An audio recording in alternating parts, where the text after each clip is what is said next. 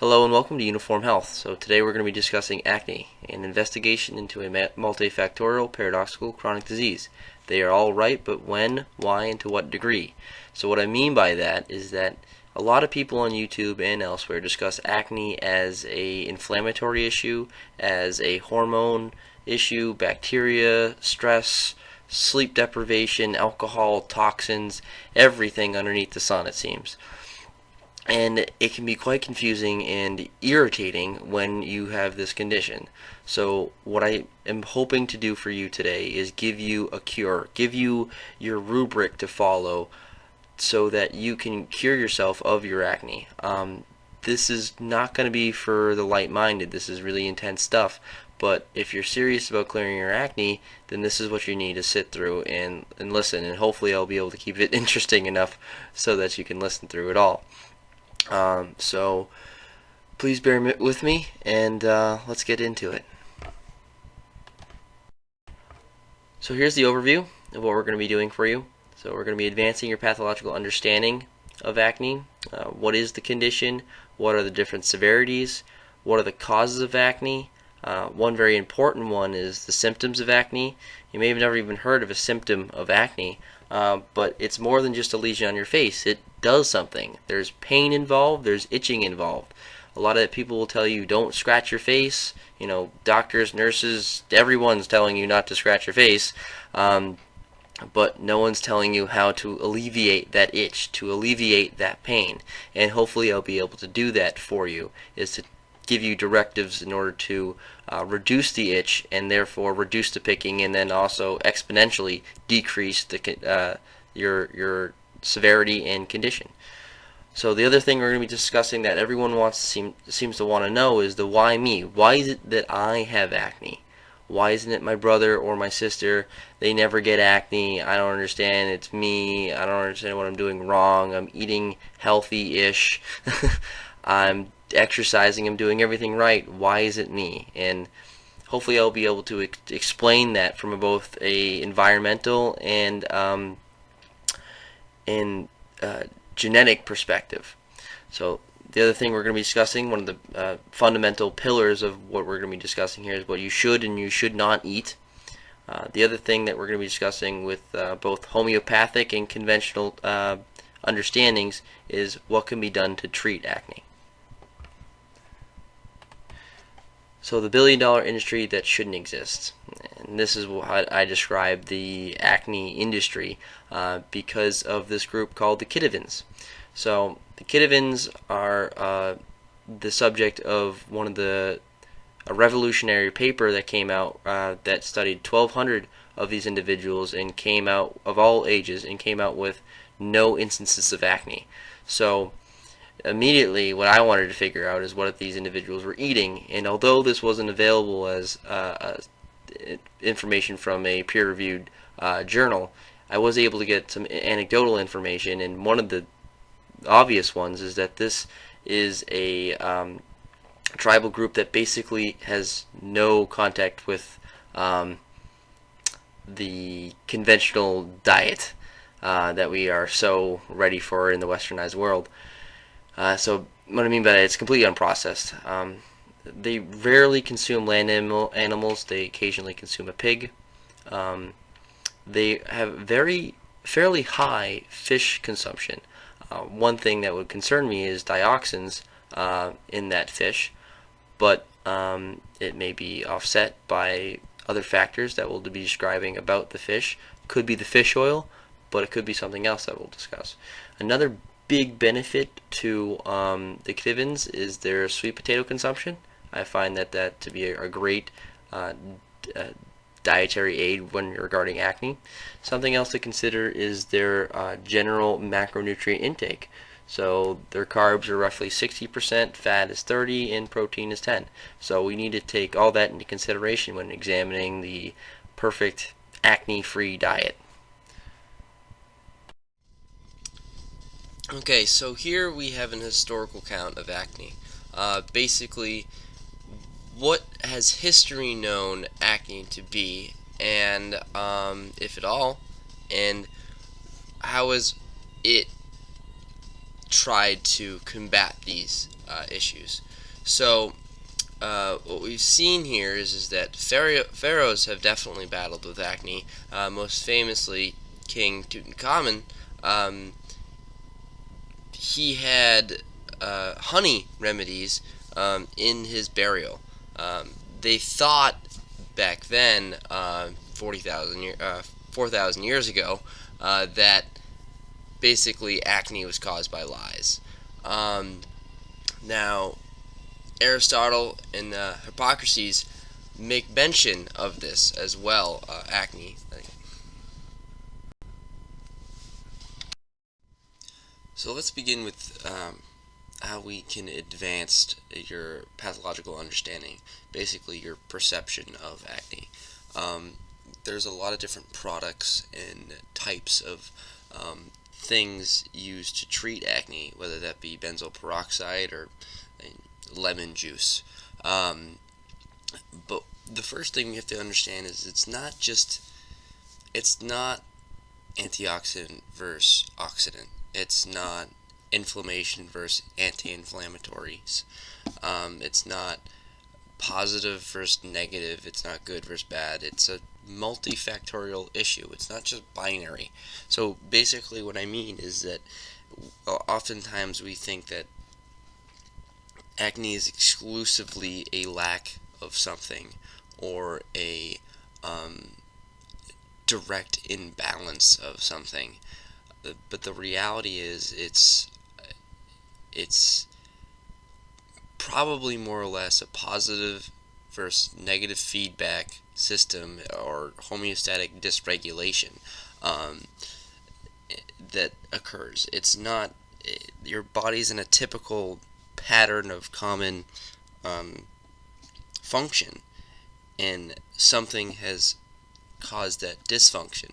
It's not necessarily per se that um, any sort of one anti-inflammatory or any some sort of one antioxidant can really correct that issue, because as I showed here, there's a lot of things that go on in adaptation processes that occur that make something like breast cancer very difficult to treat. Um, and although acne doesn't have the same level of mortal danger that cancer does, there are certainly some similarities which I'll allude to more so later on.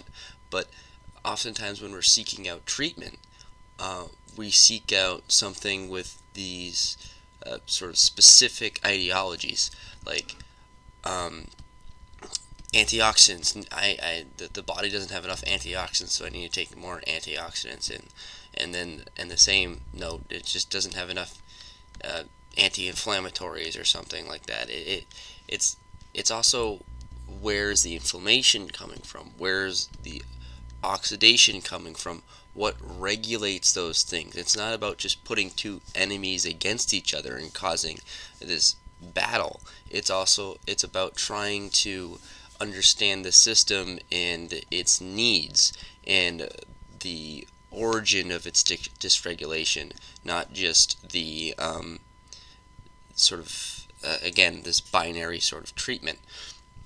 The last thing I want to talk about is that there's always some sort of subtype, particularly within molecules.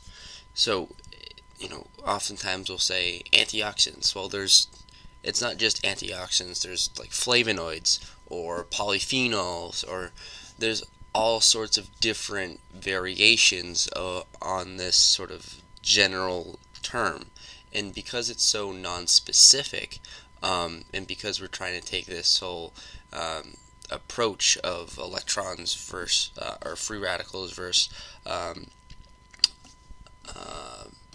antioxidants, it doesn't make any sense. I mean, we're not understanding the true logic behind the use of the chemical or product, and that can cause a variety of issues when you're talking about treating a condition. I mean, if you continue within this antioxidant camp, you're going to take, you know, it kind of goes in the age-old premise that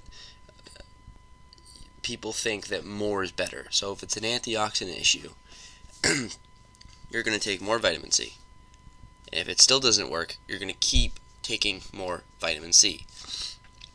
And more and more and more until it starts causing issues for you. Whether that be you're throwing it on your face, or whether that be you're ingesting it. So, and the same thing goes for oxidants, or free radicals, I should say. It's if, like you say, benzoyl peroxide. So, okay, benzoyl peroxide kills bacteria. Put more of it on, and more of it on, and more of it on. Eventually, you end up with a issue of just this train, unstoppable train, where you're just putting more to try and get a result that you're not going to get using that sort of pathological understanding. You need to work with its complexity. You need to stop it from a particular antioxidant, and then also go into the aspects of some sort of hormonal or neurochemical potentials, and keep going with that. You need to stop it at several points in order to slow the train down. If you were, there's two ways you could stop a train. One is you put a brick, you put a concrete slab in front of it, 16 feet thick, or you hit the brakes and you slow down, and then you let off the brakes so they don't overheat, and then you put them back on again, and then you stop the train. If you try and stop it immediately, all at once, I'm saying, with this whole antioxidants work like this, use a bunch of them, you basically cause this reverb in the system, and you can cause damage. That's a very teleological perspective, or very philosophical perspective on how you treat acne, but that's my view, is you need to implement several different kinds of treatment at the same time in order to get a result that has the least amount of side effects and the most amount of benefit, which is something that's actually kind of done in breast cancer. You don't just use one kind of treatment generally, unless you're doing a clinical trial usually, but you can still have co-treatments. But hopefully that adds to your perspective.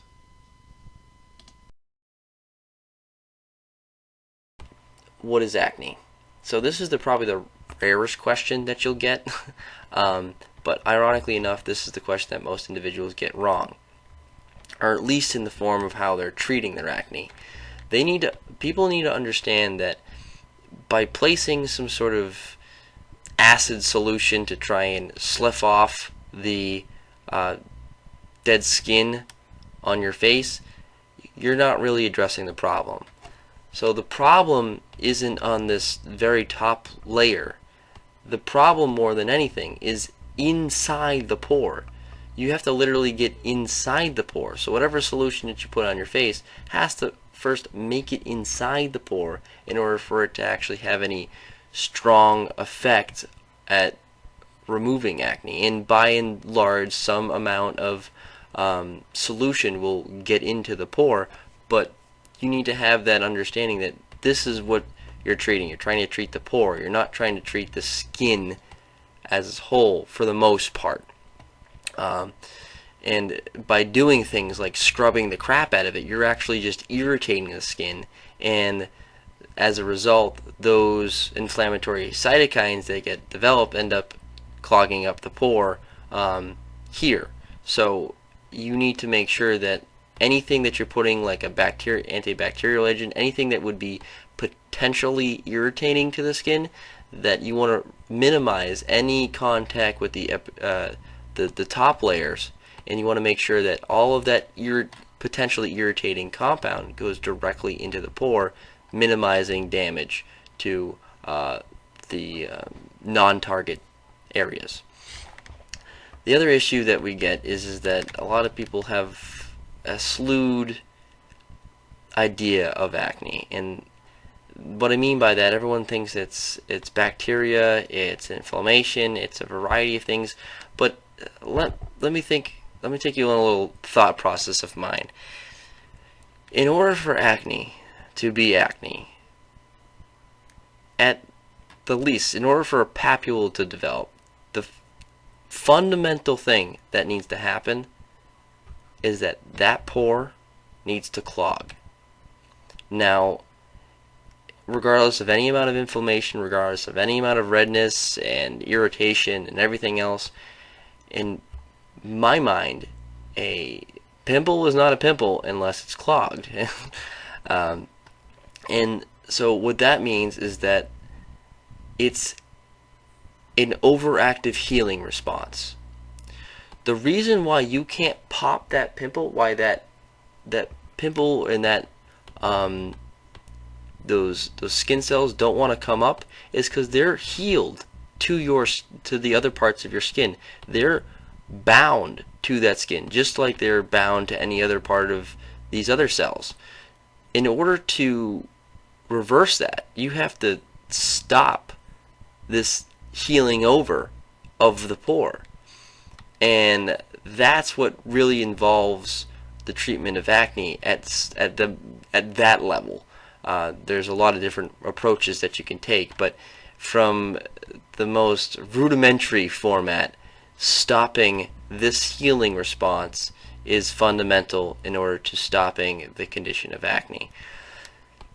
That said, if you stop healing responses and then you, needless to say, that's a scary thought, to try and just put a cream on or something that removes skin, which we already do, or that tries to stop a healing response, which we sort of already do already. But that's what we need to do, basically. So here is a normal follicle. This is no issue. Here's what's called an open comedone. This is a blackhead. So the reason why we call it an open comedone is something interesting, and that is that it's not completely healed over, and therefore it is exposed to certain elements like oxidation and also like UV light, which also causes lipid pre-oxidation and could also potentially contribute to melanin formation in blackening of the area. So if you have a lot of blackheads, you may have an underactive healing response, oddly enough, and an overactive lipid oxidation in something like vitamin E may be important for you, or stopping smoking.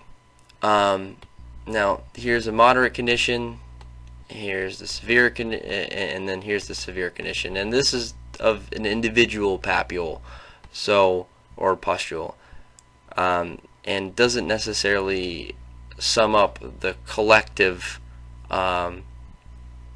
grading of the skin, which we'll talk about later.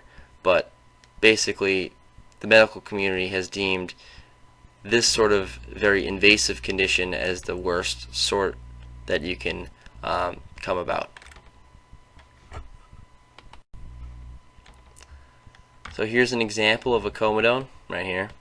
So it's a very small, it's not very red, it doesn't really come to quite a head, it just seems like an expanded view of the epidermis, but certainly something that we've all recognized is a pimple. So here's some more papules on the face. So this is basically more or less like closed comedones, like we saw previously, but these are a little bit more invasive, a little bit more red.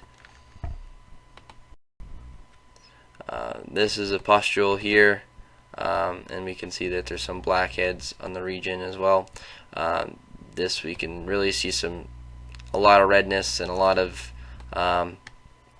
inflammation there, and obviously that clearing, that pus sort of fill. So here, I know it's unfortunate for this poor chap. But here is a nodule. So this thing is highly inflamed. I would really consider allergies if someone has a lot of these or high frequency of getting these nodules or cysts, or an autoimmune disease of some sort. Really something to consider if you have a condition of this severity.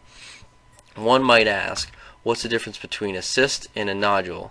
And here we see that a nodule is mainly a pus development. You have your neutrophils and such that make up the immune response that is pus. So it's a lot of oil, a lot of immune cells, and still some keratin that's developing as well. Now, what a cyst is this, like, where this is sort of squishy, for lack of a better term, and this is, a cyst is basically hard as a rock underneath your skin, and that is mainly caused by, it still has fluid in the area, but it's just hardened over by hyper keratinization. So opposed to this being sort of where the keratin is sort of more free flowing, less keratin but still there, this is just highly keratinized, which is a skin protein, and it's really just overly developed. Now if you press down hard on it, it's gonna do something that you're not gonna like, and it's obviously going to hurt a lot. So we'll discuss why that is in a bit, besides the obvious reason. Okay, so basically what we have here is diagnosis. So we need to make sure that we're treating the right issue. If you have acne but you have a different kind of what's called folliculitis, or something like a herpes infection that can sort of look like an acne pustule before it's ready to pop, it can disrupt the way we treat the acne. If you're using benzoyl peroxide to treat a herpes infection, you're going to see that it's not going to work, and that it could cause issues. And this is one of the important things about seeking out professional aid that they can help you with, is they can make sure that you're treating the right issue.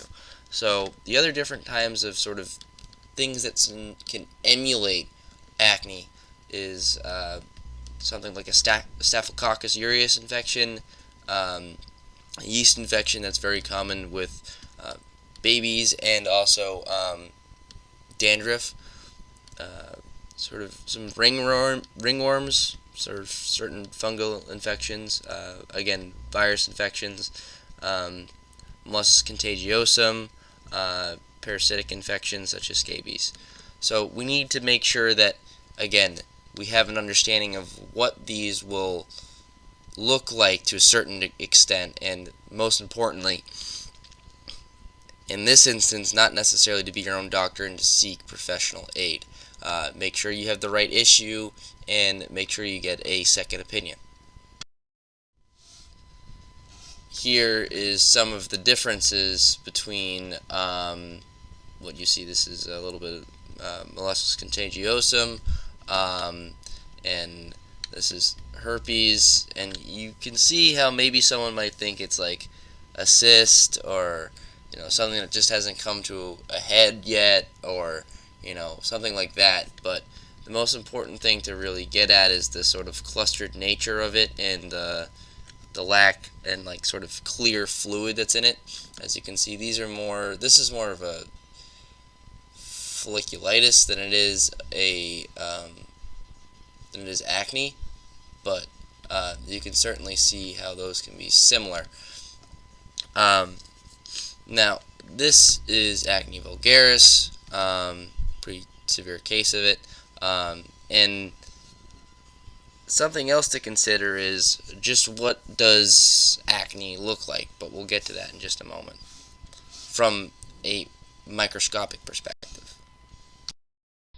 So just as there's distinctions between acne and other diseases, there's distinctions between acne and its different types. So there's acne vulgaris, There's nodular cystic acne, which is somewhat just basically a subtype of acne vulgaris. There's acne conglobata. There's acne familius, and then there's hydradita supervita, which is somewhat similar to acne conglobata, and it's a very severe form of acne. So now we're getting to know acne a little bit better. We should also get an understanding of how do you diagnose acne? Well, there's certain visual cues, as we looked at before, and then there's also potentially some biomarkers you're going to look for. You're going to look for P. acne, potentially. Most doctors, I would say, are capable of differentiating the two before they go for a bacterial swab, but if you have something like a staphylococcus infection, they may have a more difficult time differentiating those, and therefore they may order a bacterial swab. Another aspect that isn't really used so much for diagnosis purposes, but is used more for a research perspective of how things develop, is the histology. Basically using dyes in order to dye a specific kind of site, or cell, I should say. So basically sebaceous glands, or maybe just the keratinocytes, or maybe let's say you make the keratinocytes purple and the sebaceous glands yellow, or something like that. Those are some of the steps that you can use in order to understand, what's going on. Also, another one may be mast cells. Or neutrophils. You try and dye those specifically without dyeing the other ones, and therefore you can see their migration. Another one here is actually electron microscopes, or microscopes in general, in that we can actually look at exactly what the skin looks like in the condition. So this is just folds of the skin. Here you actually see the hair follicle coming up from the skin, and then here you can see an opening for where the follicle should be, and you can see sort of how things slough off. And again, here's the hair follicle, and another image of it, and see you can sort of see how skin can sort of begin to accumulate here. This is just a really bad mite infection, so consider that, I guess.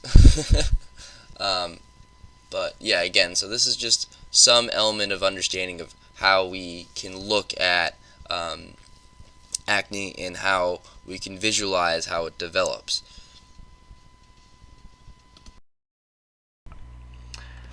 So grading. There are over 25 grading scales, and it's ridiculous. So if you're trying to look into acne as a condition and you're trying to look for the best treatment, one thing you really need to consider is that the pharmaceutical companies and everyone else can use whatever grading scale that they like in order to get the results that best suit them. What I mean by that is some product may reduce blackheads a lot, and so they'll use a grading scale that basically uses blackheads as its primary severity marker, and it's not quite to that horrific degree or of manipulation of the system, but there's certainly that present. So March of 1990 identified the primary difficulty in developing a universal scale as being the polymorphic nature of acne. So basically all of the different lesion sites, or lesion types I should say, is the reason for why we don't have a good systematic way of assessing acne. So when someone says you have severe acne, whether that be a doctor or a friend, how are you grading that? Are you grading that by the number of cysts? Or if they have one cyst, is that as bad as having 10 papules? If they have 100 closed comedones, is that as bad as having 2 cysts. And so it's this aspect that makes everyone basically have their own scale, and that's why we have no consistent understanding of acne, unfortunately, in the literature. But we do have some level of development and treatments that are coming out. So here's the scale that I praise the most out of all the 25, and there's a lot of other different ones. This is the one that I would go by. Investigator Global Assessment. So this is a proposal by the FDA. It's a rough draft, kind of, but this is what the FDA goes by in general. So normal skin is clear skin with no evidence of acne vulgaris. Now, that said, you could say, if that person has clear skin for that week and then all of a sudden gets a pimple, and then has clear skin for another week and then gets another pimple, is that somehow at a level of not clear skin? So they're clear relatively, but they're not acne free, and so you could still grade them at some issue, at some level. So that's something that people struggle with. Some people have these ebbs and flows in their acne condition and may not have a proper assessment because of that. So I'll let you kind of read through these, but this is basically one of the ways that doctors are assessing your skin, and you should be aware of this. Okay, so this is the other scales. So this is a Leeds scale. Acne grading technique counts and categorizes lesions into inflammation and non-inflammatory. Ranges from 0 to 10. So basically that means is that they'll look at a lesion and then say, okay, based on that lesion, looking at going back to something like the severities that we saw before, the more redness it has, the more irritated it looks, they'll increase that grading. And depending upon the number and to the degree of those lesions, that's what the scale will be based off of. So here we have Cook's acne grading scale. Uses photographs to grade the severity from 0 to 8, 0 being the least severe and 8 being the most severe. Pillsbury scale, I don't trust them for obvious reasons. Simply classifies the severity of the acne from 1 least severe to 4 most severe, and then the global acne grading system. So there's a couple other ones that you may or may not want to check out. Okay, so I think this is a really important aspect whenever you're talking about acne, is basically where do you fit in? Where is your severity? A lot of people have different impressions of their own acne. They consider, my acne's so bad, how come my friends don't have acne? No one else in my class really has acne as bad as me. Or, I have a really bad issue, or people always tease me. It's like I always am the one that has acne. And again, this may be the case, but to put better into perspective, you also need to consider what other people might do. Some people may not come to school when they have bad acne or do other sort of avoidance techniques, and they also may wear makeup. And you, as maybe a guy, don't really wear makeup, so you don't understand where your peers are, as far as their severity of acne.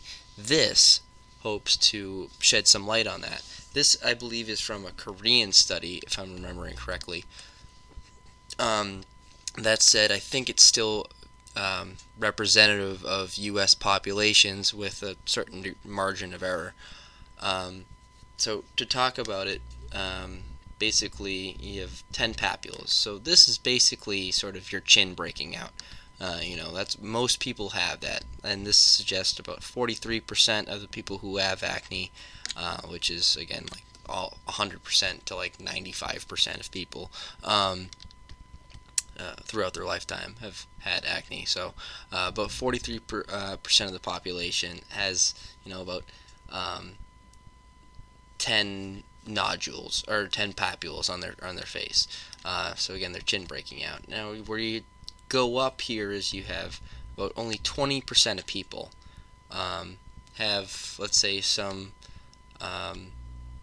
pimples on their chin and forehead. If you're talking about 11 to 30, that's probably what's going on. You probably don't have more than that just on your chin. So you're starting to break out in other places. Now, you're still part of the large majority of the population here. Where you start tapering down to being a little bit more unique is the 31 papules and under 10 nodules.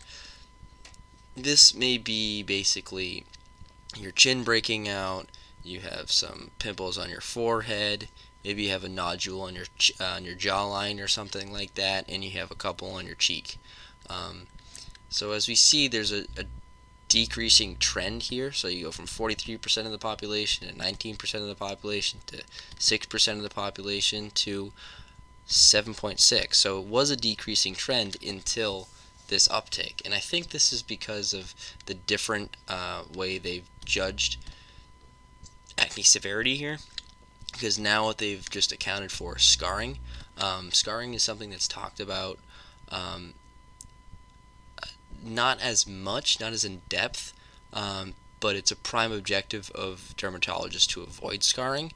But because a lot of people have a perspective of what's happening to them right now, they're trying to get rid of their acne, and then they'll take on, or the pimples and nodules and such, and then they'll take on the scarring. So because it's sort of a latter stage of events, normally at you're 14 to 25, you're not really talking about, or 14 to 20, I guess, you're not really talking about scarring as much. You're talking more about trying to get rid of your acne as an individual. The dermatologist, again, is talking about trying to make sure that you don't scar.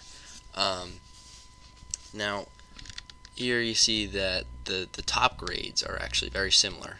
The 5th and 6th grade, they're about 1% of the population. So if you have, a lot of nodules here, and a lot of, and here you have just basically columnar acne. You just have sinus tracts are infected, everything's going on. You definitely have acne worse than the majority of the population. Now, still though, it's out of the people who have acne in that prevalent state, you have about, out of 200 people, there's someone else has acne just as bad as you. So, I mean, you're not alone, and it's important to take that into consideration. Like, it's very easy to become isolated when you have acne, especially in the more severe stages, but just know that there's other people out there that are like you, and that although you are unique and special in a variety of ways that go beyond just your acne, you're also you also have some similarities to other people, in that being that your acne is never necessarily something that's just never seen before. There's one case on YouTube where someone had a tremendously horrible reaction to Accutane that resulted in pimples throughout their entire torso and their face. That one, I think, was very unique. But again, I'm sure that's probably happened once to somebody else. But again, what I'm trying to do here is make you understand that your condition is not unbelievably rare. Medical doctors have some capacity to accommodate you and to try and help you. You're not destitute. You're not out of reach of medical practices. You're not, people can help you. With time, with help, you're going to get to a better state of health. And, don't ever think for a second about anything like trying to take your own life or something like that. I know just got dark really quick. But no, it's serious that, when you have acne, I mean, there has been a link as far as people taking their own lives as a result of it. Just know that with time, age, and medicine, and again, these ideals that I'm going to instill in you, you can get better.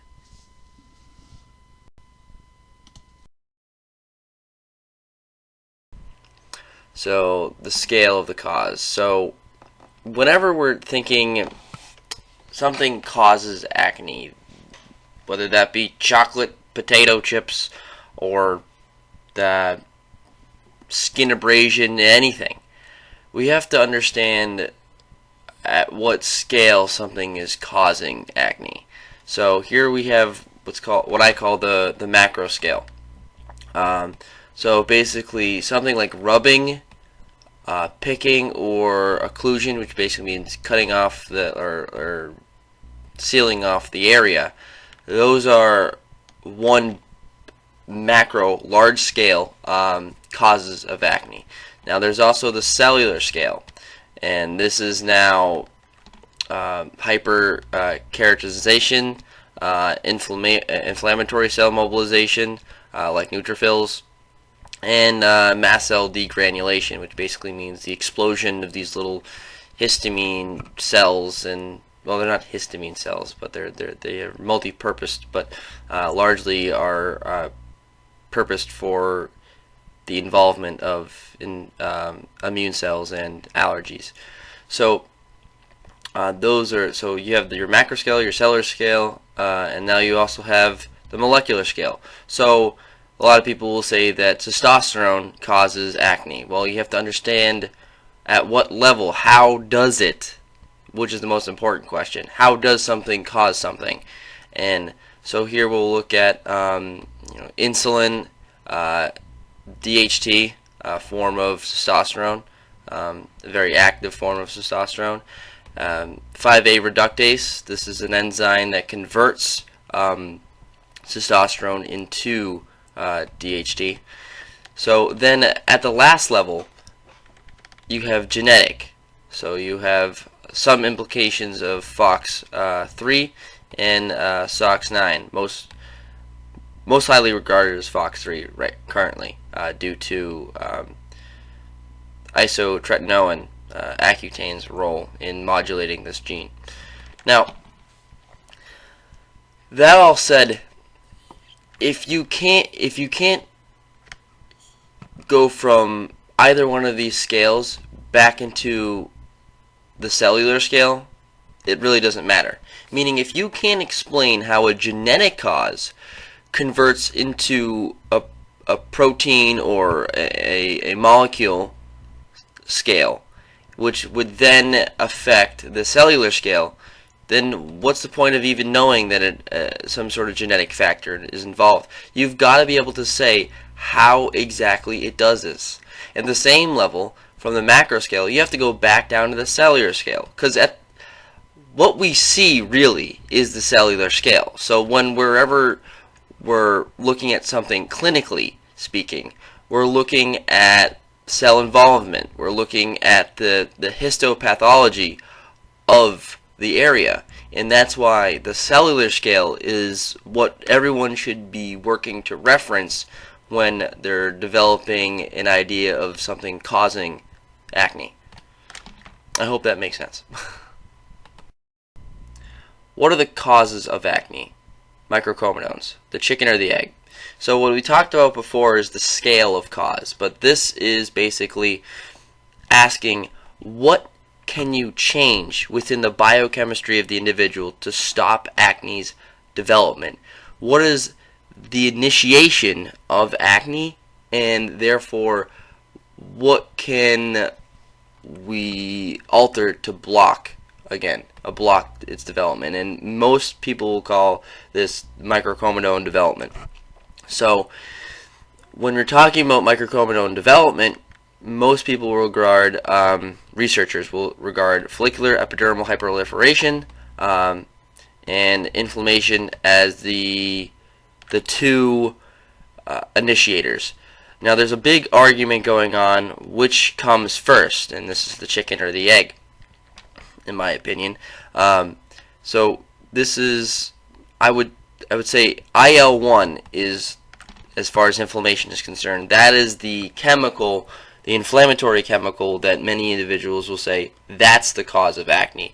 Others will say that when you have hyperkeratinization or hyperdifferentiation, now you're irritating the area, trying to expand it rapidly, and that's why you're getting IL-1 to develop. So you have, who came first, the chicken or the egg?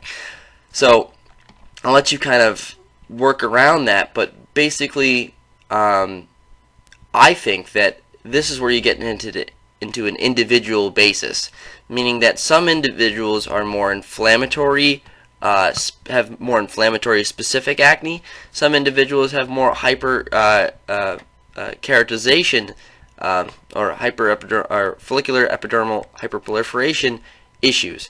So this is where you have to treat each individual differently. Alike, some people probably have some more lipid preoxidation issues, excessive sebum production issues, and a more bacterial infection component to them.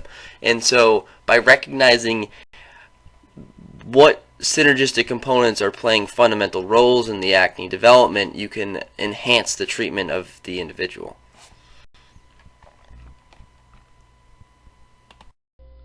What does it mean to cause something? This is kind of like a chicken and the egg kind of question when you're trying to develop causality and trying to target something as the issue.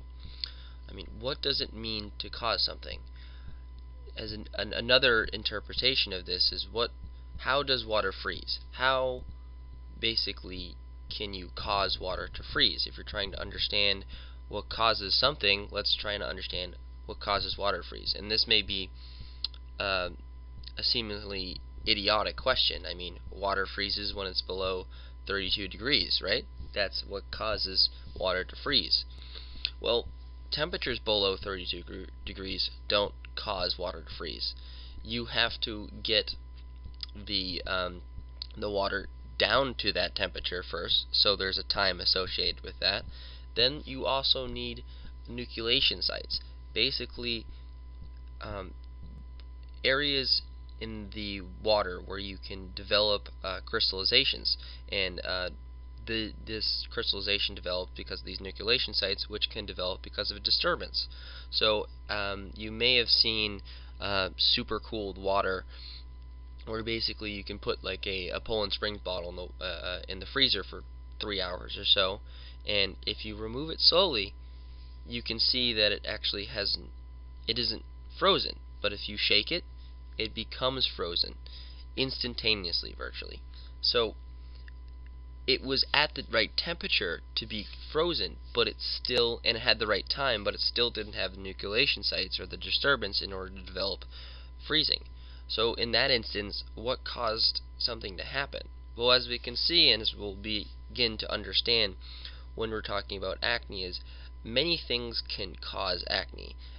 But it's also a facet of the collective grounds for acne development that cause it.